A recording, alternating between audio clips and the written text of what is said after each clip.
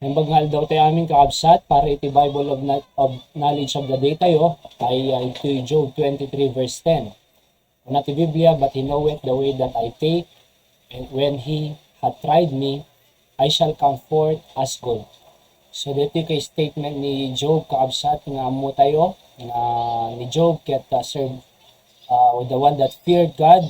Kuna na iti Biblia ket dakkel ti trial nga imay ti biag na atay ti nga pulungan na napuran di ti balay na uray pay di ti alaga na high animals ay natay amin. Oo, amutay nga nakababa ng ni Job, talaga nga i-bless si ako financial and material ngam napuko amin dinijay. Kaya ket naglading iti suna absat. And then, kuna na po yung verse chapter 1, no? The Lord gave, the Lord take it away, blessed be the name of the Lord.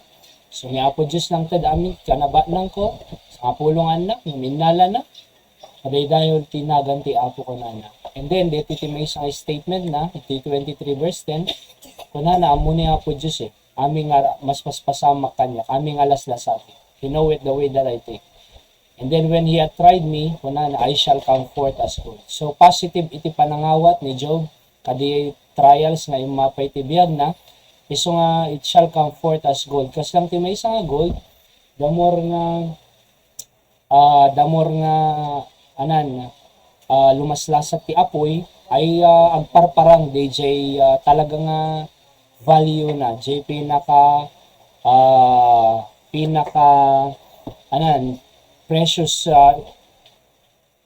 no ho yung deti halaga value iti may sa gold. Kaya nga nagmaya nga panunutin nga isuna ay talaga nga limabas man iti talaga nga panubok ti biag ngem nalasat na amin digiyay at increase pa iti value na iti biag deti ni Job. So nga kasi tay kumamot aya na umay man di tay panpanubok nga kasay matry tayo aya ket panunutan tayo nga daamon panggit ti apo nga nasayaat. Okay, so tano lumabas say man ti apoy kuminang pay, so rumwar pay jay pudpud no nga value na ken day jay preciousness na di gold. Alright, so I shall come forth as gold kunan nakakausap, di ba ti may isang ginto ket na dumaldalan tinakapudpudot nga apoy, may kadigay dross, may kadigay kalawang na, rumwar talaga iti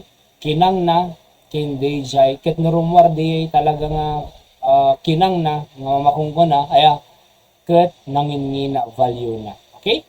So kasi tayo ko makakausap yun.